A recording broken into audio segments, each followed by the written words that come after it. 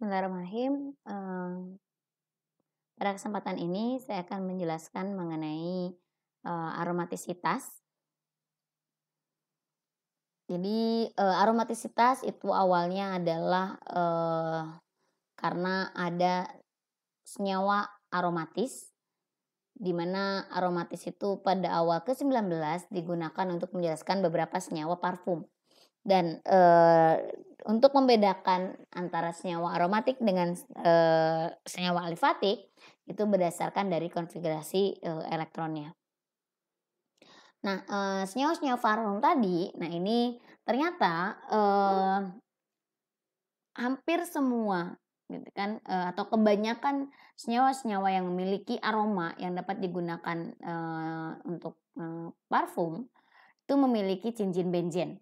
Nah, sehingga di sini karena senyawa-senyawa yang memiliki cincin benzen itu memiliki aroma, nah, terutama aroma yang spicy, nah maka benzen itu disebut dengan senyawa aromatik. Nah, ini beberapa contoh senyawa yang memiliki aroma tersebut, gitu ya. Ada eugenol, ada cinnamon dan lain sebagainya. Sehingga di sini awal mulanya senyawa aromatis itu adalah untuk senyawa-senyawa yang mengandung cincin benzen. Nah, namun demikian pengertian atau pemahaman aromatik itu tidak hanya menyempit suatu senyawa yang memiliki cincin benzen. Nah, pemahaman sekarang bahwa sifat aromatik itu dikelompokkan sebagai sifat kimia di mana senyawa yang tak jenuh yang lebih mengalami reaksi substitusi dibandingkan dengan reaksi adisi. Nah, kita tahu penggolongan senyawa itu ada alifatik dan aromatik, gitu kan. Alifatik itu ada alifatik yang rantai terbuka, ada yang rantai tertutup, gitu kan. Ada yang alifatik yang jenuh dan ada yang tidak jenuh. Sedangkan untuk aromatik itu yang keseluruhannya adalah senyawa-senyawa yang tidak jenuh yang akan lebih memilih reaksi substitusi dibandingkan dengan reaksi adisi. Dan biasanya untuk senyawa-senyawa aromatik itu lebih stabil. Ini contoh senyawa-senyawa alifatik, contoh senyawa alifatik dan senyawa aromatik. Ada sikloheksan dan benzen. Meskipun masing-masing termasuk ke dalam siklik, tetapi memiliki perbedaan terkait alifatik dan aromatik. Nah, sekarang bagaimana membedakan antara aromatik itu sendiri? Tadi di awal bahwa senyawa aromatik itu adalah senyawa yang memiliki aroma yang mengandung cincin benzen. Apakah demikian? Nah, ternyata untuk saat ini penggolongan senyawa terkait dengan aromatisitas itu bisa diklasifikasikan menjadi 3, yaitu ada senyawa-senyawa yang aromatis, senyawa yang anti aromatis, dan senyawa yang non aromatis. Dan ini tidak terpaku atau tidak menyempit pada benzen saja untuk aromatik. Nah, di sini pemahaman aromatik itu suatu molekul atau senyawa yang harus siklik dan harus planar serta terkonjugasi secara penuh dengan jumlah elektron V-nya memenuhi kaidah Hakel yaitu 4n+2.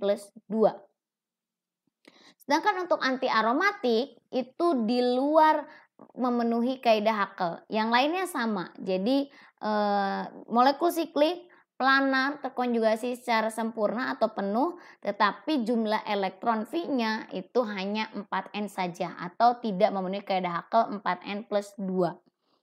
Nah, sedangkan kalau non aromatik itu senyawa-senyawa di luar dari yang tadi dijelaskan.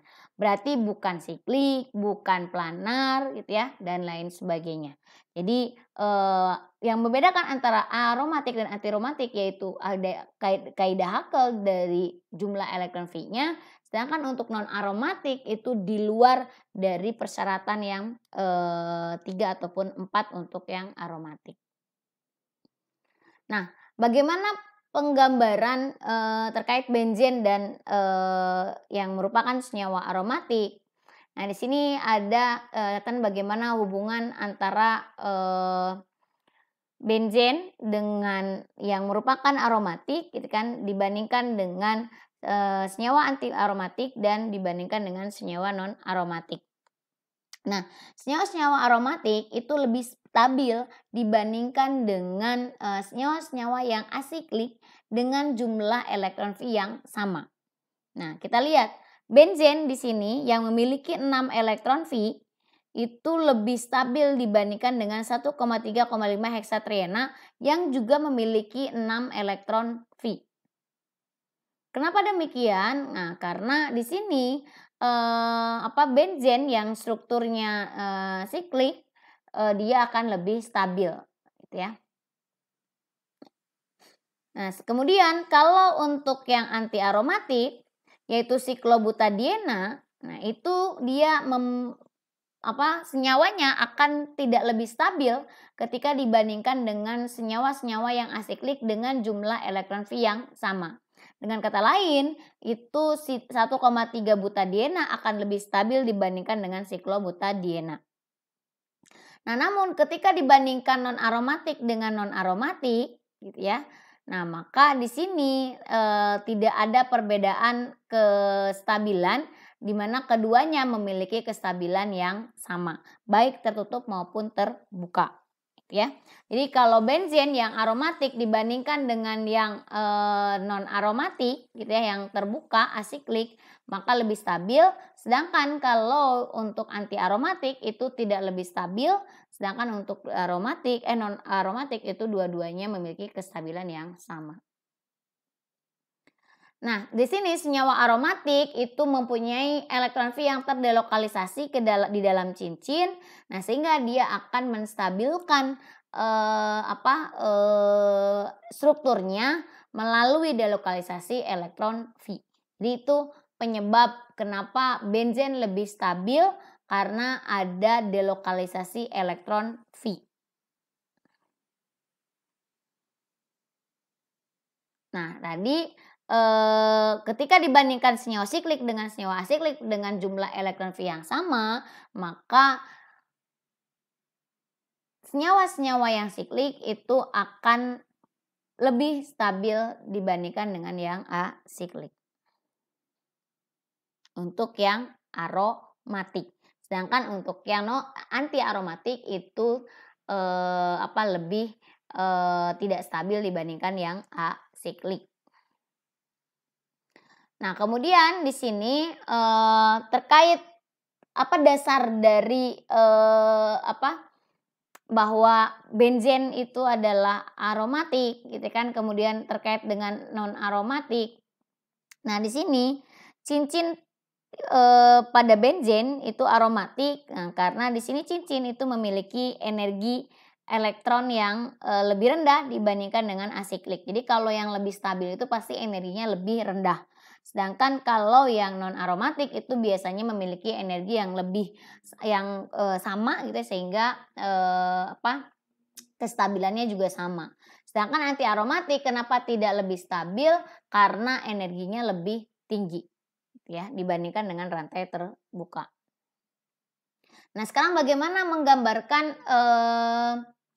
diagram energi gitu ya terkait struktur aromatik dan anti aromatik. Nah, di sini kita lihat ada suatu siklik gitu ya, poligon.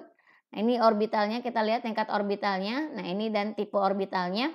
Kita tahu kalau orbital molekul itu ada orbital yang ikatan atau bonding, ada yang anti ikatan atau anti bonding dan juga non bonding gitu ya.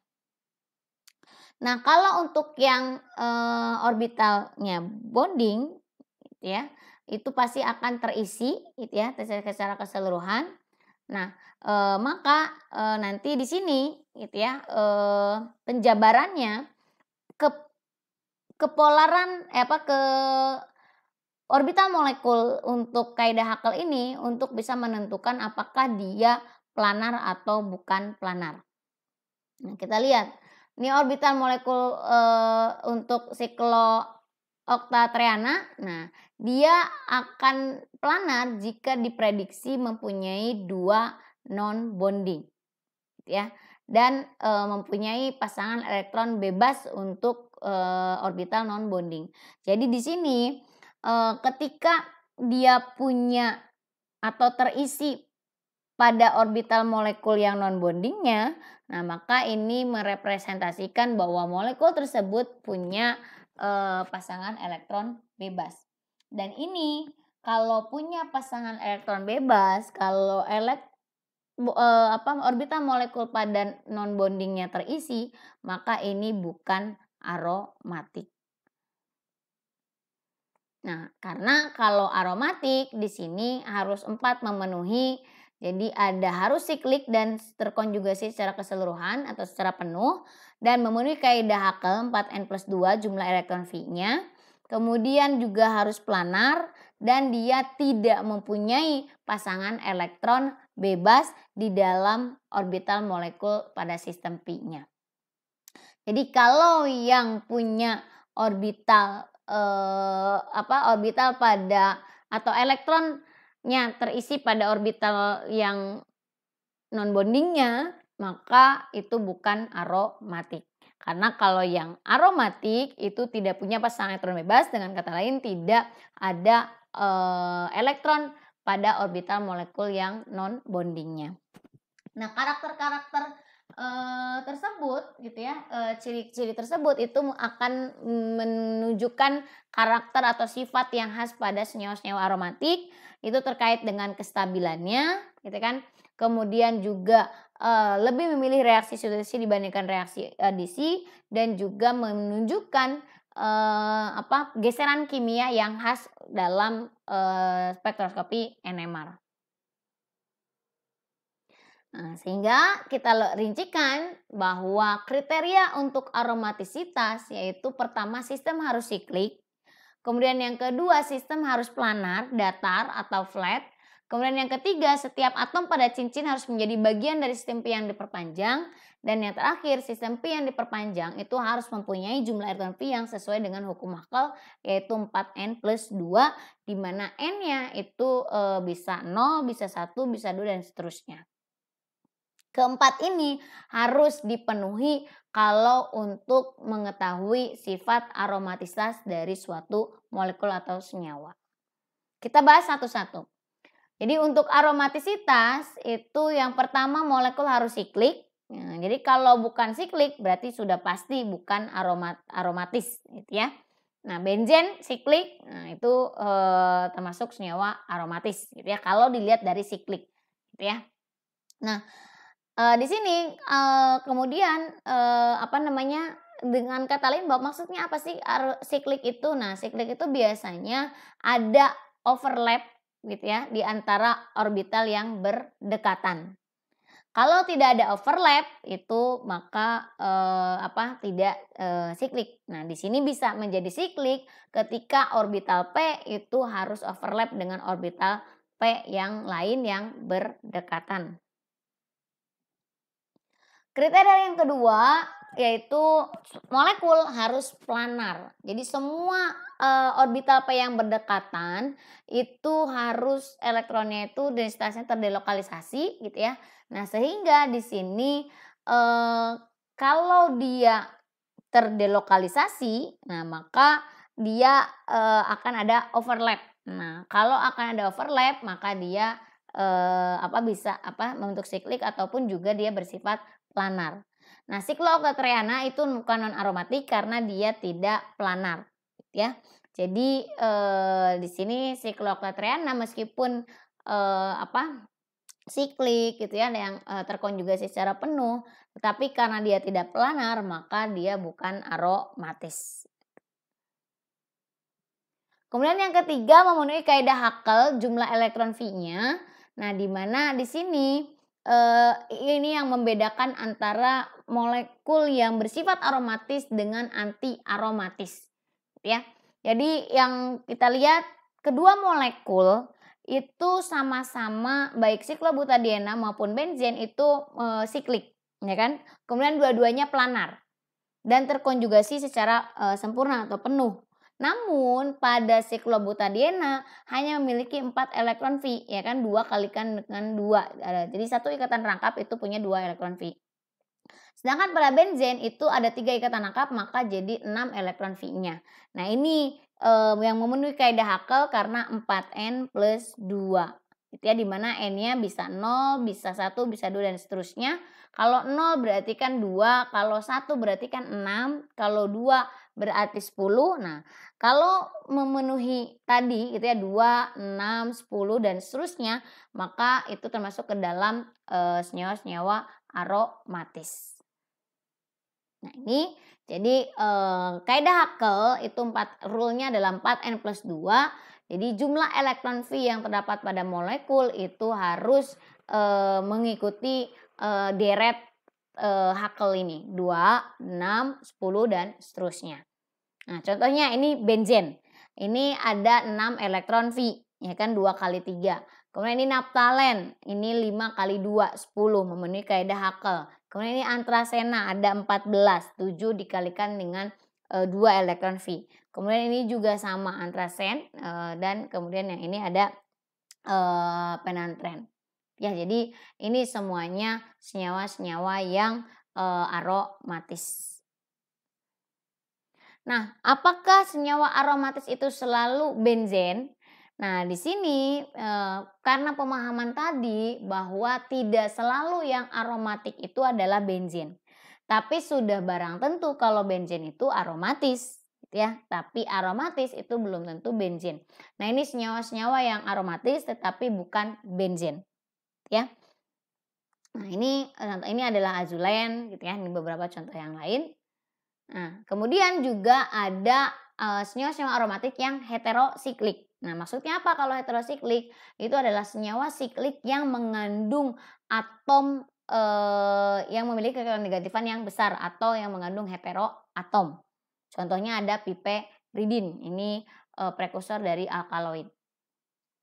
Nah, ini ya kan jadi aromatik yang heterosiklik di mana di sini ada ini mengandung N gitu ya, ini juga N, kemudian ini O, ini S. Jadi yang siklik yang mengandung heteroatom, jadi disebutnya adalah aromatik heterolitik atau heterolitik aromatik.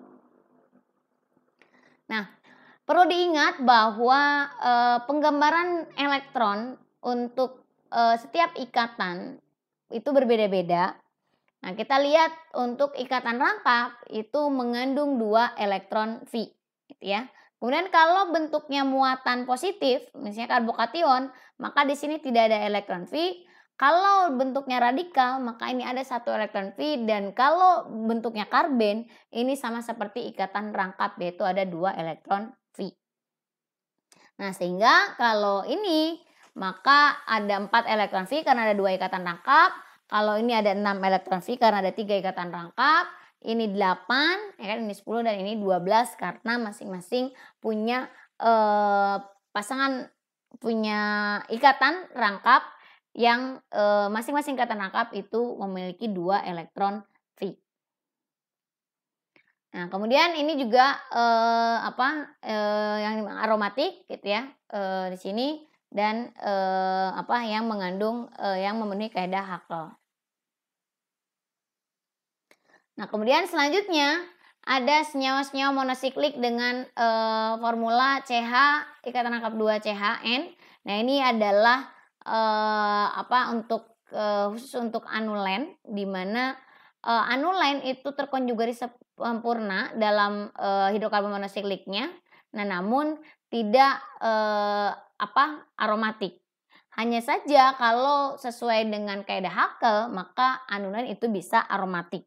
Jadi anulen itu ada yang bersifat aromatik, ada yang bersifat bukan aromatik gitu ya. Nah, jika molekulnya memiliki 4N plus 2 elektronnya dan planar, nah maka anulen itu bersifat aromatik gitu ya. Nah, ini contohnya, jadi anulen yang bersifat aromatik yang memenuhi kaidah Hakel. Nah, sedangkan ini ada anulen yang tidak aromatik, yaitu anti aromatik tepatnya karena dia tidak planar.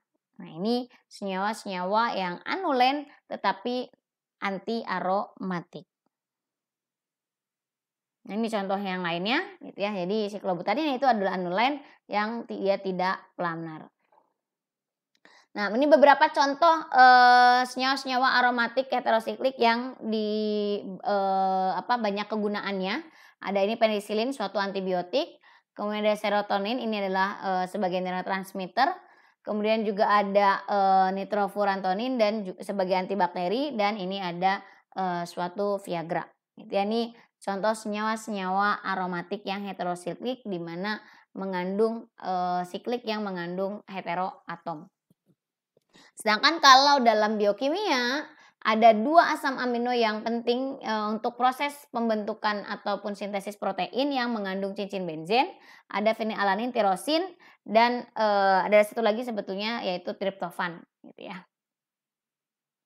Dan di dalam DNA atau RNA itu juga ada molekul yang termasuk ke dalam senyawa aromatis, yaitu turunan dari purin dan pirimidin yang merupakan basa nitrogen dari DNA dan juga RNA. Dan ini juga termasuk ke dalam senyawa aromatis ya. Mungkin itu yang bisa disampaikan. Terima kasih. Assalamualaikum warahmatullahi wabarakatuh.